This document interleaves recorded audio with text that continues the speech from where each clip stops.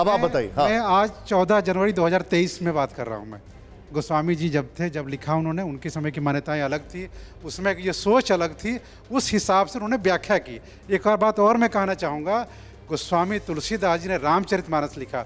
मेरी नज़र में, मैं हिंदी का अध्यापक हूँ, संत रविदास में PhD की है, हिंदी भी पढ़ाता हूँ, कबीर पढ़ाता हूँ, तुलसीदास को भी पढ़ाता हूँ।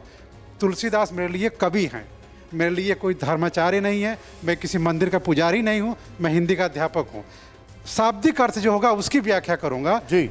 रचना की व्याख्या करूंगा, रचनाकार की व्याख्या नहीं करूंगा। जी। रचनाकार की अलग चीजें होती है जी। जहां तक ये रही बात, और जिन टेंडेंसी की बात कही, उस मध्यकाल में और आज भी, सिर्फ मध्यकाल में नहीं, आज भी वो टेंडेंसी मौजूद है जो दलितों को, वंचितों को, स्त्रियों को, गंवारों को हेय मानती है, कमतर मानती है। एज ए दलित स्कॉलर मैं इस बात की गवाही भी देता हूँ, मेरा अनुभव भी है। इसलिए ये बात कह देना कि गोस्वामी जी के से पहले स्थिति बहुत बेहतर थी, आज अच्छी है, ये गलत है। आज भी मौजूद है, उसमें और ख़राब थी, उससे पहले और ख़राब रही होगी। जहाँ तक ये बात है, ये हर कहूँ हरि सेवक गुरु कहूँ, सुनि खगनाथ हृदय मम दयूँ, अधम जाति में विद्या पाए, भयउ यथा आहि दूध पिलाए।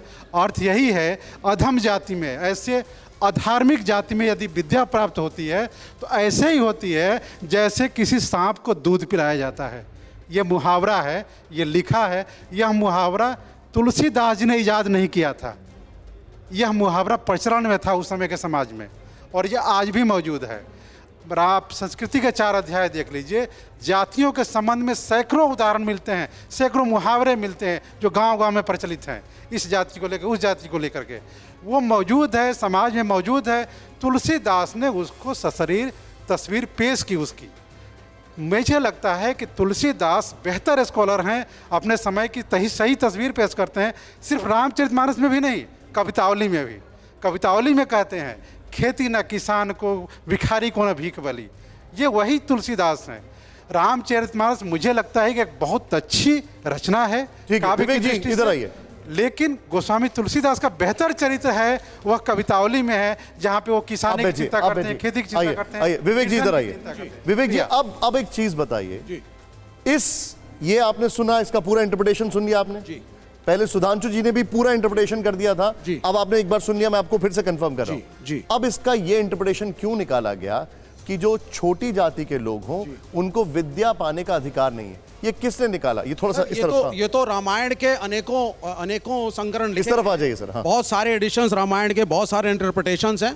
शंभुक वध भी एक सच्चाई है बहुत सी रामायणों में।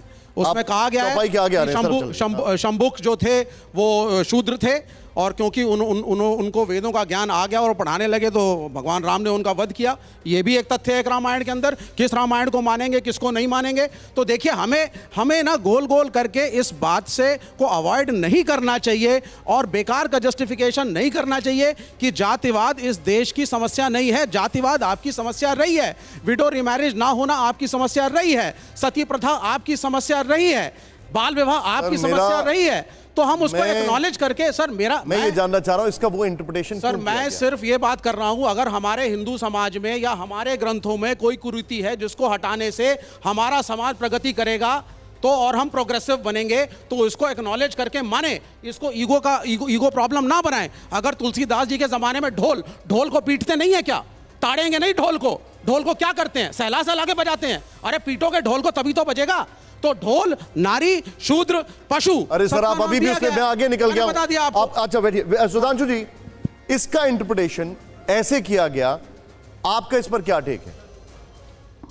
देखिए, मैं पहले एक इंटरप्रिटेशन करना चाहूंगा, फिर उसके बाद एक सेंटेंस बोल के, और मैं आशा करूंगा जैसे हम लोग शांति से बैठे रहे, मेरे विपक्षी वैसे ही। बिल्कुल ठीक बात है।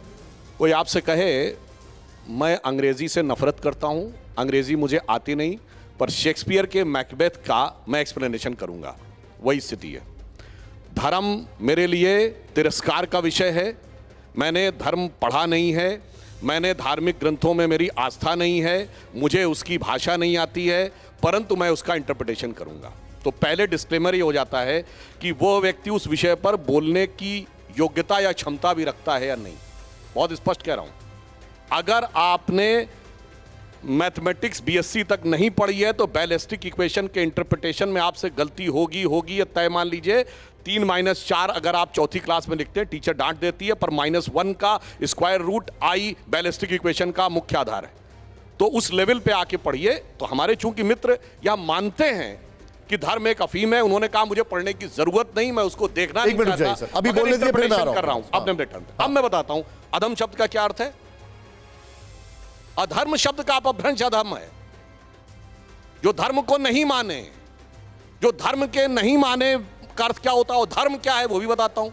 धर्म की बहुत क्लियर व्याख्या है, धारणात इति धर्म, यानी जो पूरे विश्व को ब्रह्मांड को धारण करता है उसको धर्म कहते हैं। और धर्म की व्याख्या इनको बता देता हूं, इन लोगों को नहीं पता। एक मिनट पहले सुन लीजिए, सुनिए।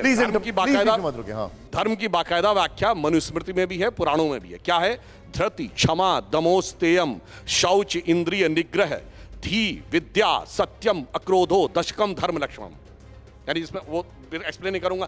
धैर्य हो, शांति हो, विद्या हो, अगर वो नहीं है और फिर अगर वो विद्या पाएगा यानी नॉलेज पाने की कोशिश करेगा इन सारे गुणों से हीन होकर, जिसमें ना डिवोशन है, ना लार्जर पर्सपेक्टिव है, सेल्फ इंटरेस्ट है, अधर्म, तो उस कारण से ये होगा। जैसे इंटेलिजेंट तो खालिद शेख और मोहम्मद अट्टा भी थे, चार्टर्ड अकाउंटेंट तो याकूब मेनन भी था, बुरहान वानी सॉफ्टवेयर का जानकार था, तो उनके पास विद्या नहीं है क्या? इसलिए कह रहे हैं यदि धर्म से विमुख होकर कोई पाएगा तो वो उसी प्रकार विश्व। और ये ऐसा नहीं, ये नीति शतक में भी लिखा है, मतलब कोई अन्यथा न ले, मैं किसी पर टिप्पणी नहीं कर रहा हूं। उपदेशो ही मूर्खाणाम प्रकोपाय न शांतये पया पान भुजंगा नाम केवलम विश्वर्धनम। यानी जो लोग मूर्ख हैं, जिन्हें धर्म की दृष्टि नहीं है, उनको उपदेश देने से उनका क्रोध नहीं शांत होता। वो उसी प्रकार है जैसे सांप को दूध पिलाने से सिर्फ उसका विष बढ़ता है। ठीक है, अधर्म शब्द की उत्पत्ति अधर्म के अलावा मैं आ रहा हूं सबके पास। 30 सेकंड निशान। अब एक मिनट सर, एक मिनट सर प्लीज। आप बोल के गए, मैंने काउंटर लिया, मुझे वाशिर साहब के पास आना है। नहीं सर एक मिनट रुक जाइए, अभी पूछिए नहीं प्लीज, अभी थोड़ा सा मुझे एंड करने दीजिए। वाशिर साहब गो अहेड। देखिए, सुधांशु जी ने एक बहुत अच्छा रेफरेंस दिया। इन्होंने धर्म के ट्रेड्स बताए, characteristics of the religion in the ancient times. प्राचीन समय में धर्म क्या, तो एक जगह 9 मिलते हैं रेफरेंस में, एक जगह 11 मिलते हैं। इनके रेफरेंसेस में इन्होंने 9 बोले पर वो 11 भी मिलते हैं, ऐसा नहीं है। और कई जगह उसमें अपभ्रंश भी हैं। सुन लीजिए, अधर्म का वो कहते हैं, सीधी सादी बात है कि धर्म किसको मिलेगा? धर्म की शिक्षा कौन प्राप्त करेगा? ब्राह्मण। बाकियों को नहीं है इजाजत, महिला को भी नहीं मिलेगी। एक मिनट में आ रहा हूं। कुछ उदाहरण मिलते हैं जहां पे कुछ महिलाओं को शिक्षा पर, आम तौर पे ऋग्वेद के बाद, जब सभा और समिति के बाद, जब उत्तर वैदिक काल आया 1000 ईसा पूर्व से लेके ऑनवर्ड्स, उसके बाद उनके ना सिर्फ सामाजिक आधार को बल्कि आर्थिक आधार को भी घटा दिया गया। और जितने भी ये धर्म के ग्रंथ हैं, हम इनको बुरा नहीं मानते। ये कह रहे हैं ना कि हम भी धर्म में, हमारे फैमिली के लोग भी रिलीजन उसमें जाते हैं, हम भी पूजा में बैठ जाते हैं। हमारे पेरेंट्स कहते थे दिवाली पूजा में बैठो। आज भी हमारी मिसेज ने कहा कि साहब ये सुबह आप खिचड़ी पे हाथ लगा के जाएंगे, मैं लगा दिया, नहा धो के, नाश्ता उससे पहले नहीं मिला कर लिया। परंतु ये जानना होगा कि धर्म क्यों हफीम कम्युनिस्टों ने क्यों कहा, वामपंथियों ने क्यों कहा, कार्ल मार्क्स ने क्यों कहा? वो इसलिए कहा कि जितने भी शोषक वर्ग हैं उन्होंने हमेशा धर्म का डंडा दिखा के, चाहे वो राजा था, चाहे वो रानी थी, चाहे मौजूदा पूंजीवादी निजामों के समर्थक हैं, वो डंडा दिखा के आम जनता को उसकी मौलिक समस्याओं से भटकाएंगे। ये धर्म में लगाएंगे, 2024 में भी धर्म में लगाएंगे। महंगाई, बेरोजगारी, शिक्षा का निजीकरण, माल बेचना, सरकारी माल बेचना, हवा भी बेच देंगे, पानी भी बेच देंगे। और अभी तो समुद्र बोल रहा था, समुद्र भी बेच देंगे। और वो वाराणसी से क्रूज चलाया है ना, 30 लाख रुपए क्या कहाँ चले गए? 30 लाख रुपए सर, आप वो भी गंगा मैया ने बुलाया था। एक मिनट सर, वो भी गंगा मैया ने बुलाया था। कहाँ चले 30 लाख के क्रूज में बैठने को। कहाँ चले गए? कहाँ पॉलिटिकल? एक मिनट, मैं सुधांशु जी आपके पास आऊंगा और आपसे अभी तक मैंने नहीं पूछा है, उसके तुरंत बाद आपके पास आऊंगा, माफी चाहूंगा इसके लिए। सुधांशु जी प्लीज गो अहेड, बताइए।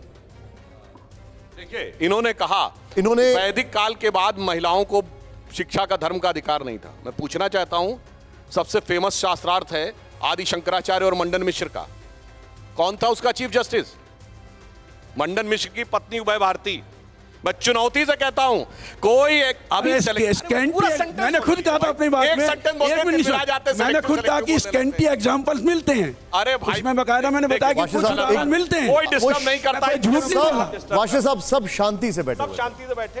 आप एक बार सुन लीजिए सर। हाँ सुधांशु जी, हमसे सीनियर है, हम लोगों से प्रोफेसरी में भी आप हमसे सीनियर हैं सर। तो सुधांशु जी मैं ये कह रहा हूं, आचार्य मंडन में मैं चुनौती से कहता हूं, दुनिया में कोई एक धर्म बताइए, रिलीजन, धर्म तो खैर एक ही है, जहां पर की धार्मिक ग्रंथ के ऊपर डिस्कशन का अधिकार, बाकी जगह केवल सुन लो, जो कह दिया गया उसमें किंतु परंतु नहीं करो। अगर किंतु परंतु किया तो नरक में जाओगे और एक कहता सर काट दिया जाएगा। हमारे यहां डिस्कशन का अधिकार है और वेदों में 20-22 विदुषी स्त्रियां हैं, गार्गी, अपाला, लोपुत्रा, वो छोड़िए, इन्होंने कहा। अब मैं कहता हूं उसके बाद 2 लोग डिस्कशन करें और जज बनने का अधिकार महिला को। चलिए वो कहते हैं, ये बताइए, पुण्य श्लोका अहिल्याबाई होलकर धर्म नहीं पढ़ी थी, रानी दुर्गावती धर्म नहीं पढ़ी थी, रानी अबक्का धर्म नहीं पढ़ी थी, रानी लक्ष्मीबाई धर्म नहीं पढ़ी थी, कहां बोलते हैं भाई? रानी थी सर, आप सर बोलने दीजिए। अब सुनिए पूरा बात बोलने दीजिए। और मैं कहना चाहता हूं, सुनिए, ये बात मैं कोई हवा में नहीं कह रहा हूं। अगर आपसे पूछूं 1812 में भारत की साक्षरता दर क्या थी? 1812 में भारत की साक्षरता दर ब्रिटिश पार्लियामेंट में सबमिटेड रिकॉर्ड के हिसाब से, जो हाउस ऑफ कॉमन्स को रिपोर्ट सबमिटेड है, उसमें बंगाल प्रेसिडेंसी के विलियम एडम्स की रिपोर्ट और मद्रास प्रेसिडेंसी के टॉमस मनरो की रिपोर्ट के अनुसार 90% से अधिक साक्षरता है। भारत के हर गांव में एक स्कूल है, और इतना ही नहीं, छात्रों में ही नहीं, शिक्षकों में भी, जिसको आप सबसे निचली जाति का मानते थे, उनके भी शिक्षकों का उल्लेख है। और पूरी बात सुनिएगा, मैं पूरी बात कर लूं, और इस बात का उल्लेख महात्मा गांधी ने 1929 में लंदन में जाकर रॉयल सोसाइटी में दिए गए अपने भाषण में कहा था कि 100 साल पहले भारत की स्थिति क्या थी। और अगर उसके बाद भी इनको विश्वास ना हो, 1939 में कलकत्ता यूनिवर्सिटी ने पूरी रिपोर्ट को सबमिट किया हुआ है। 1812 में भारत की साक्षरता दर, हर गांव में स्कूल था, जबकि गुरुकुल को स्कूल नहीं माना था। मैं फिर कह रहा हूं, गुरुकुल को स्कूल नहीं माना, सब में स्कूल था, तो भाई फिर कैसे हो गई साक्षरता की बात? ठीक है भाई ये बताइए ना। वाशे साहब एक मिनट, अब एक सेंटेंस बस। आप, मैंने जो शिक्षा को छीनने, अधिकार छीनने का, शिक्षा के अधिकार को छीनने का संदर्भ दिया था, वो प्राचीन भारत में इन ग्रंथों के संदर्भ में दिया। ठीक है, आप आधुनिक भारत का सर एक मिनट सर, इनकी भड़काव नीति। अरे नहीं सर प्लीज, एक राम अवतार जी, सवाल ये एक व्याख्या कर, प्लीज सुनिए। ये बताइए, अर्लीस्ट रूलर कौन थी? प्रभावती गुप्त, 3rd सेंचुरी, प्राचीन भारत कह रहे हैं ना, 3rd सेंचुरी एडी, जो शंकराचार्य का उदाहरण दिया। अरे रूलर थी ना भाई, आम जनता ने बताइए। सर वाशे साहब एक मिनट, रानी का उदाहरण, वाशे साहब एक मिनट प्लीज। हाँ भाई, जब 90% लोग साक्षर हैं तो इसमें हायर कास्ट लोअर कास्ट कहाँ है? अरे भाई, ये बाकायदा सबमिटेड रिपोर्ट, मैंने कहा ना, गांधी जी ने भी हम पढ़े रहे भाई, जानते हैं, इसीलिए छुपाया गया। अच्छा सर एक मिनट, राम अवतार जी एक मिनट, वाशे साहब एक तो आवाज प्लीज नीचे रखिए, एक मिनट।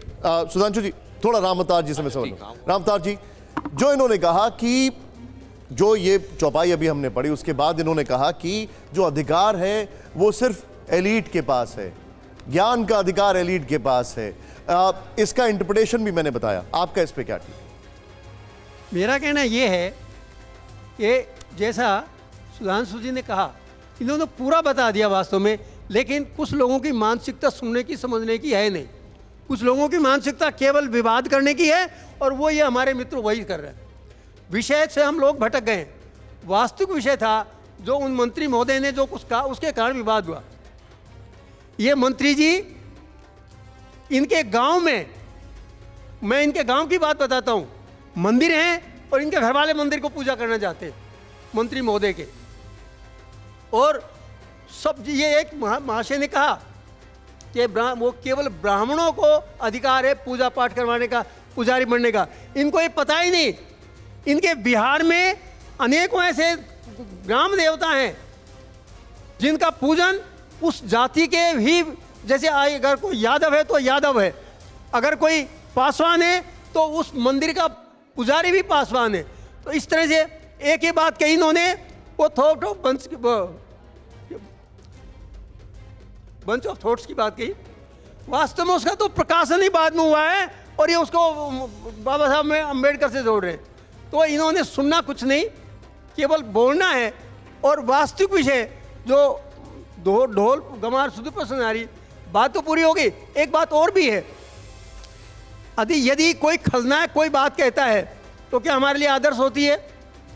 इस विषय में ये चौपाई कही है समुद्र ने क्यों कहा?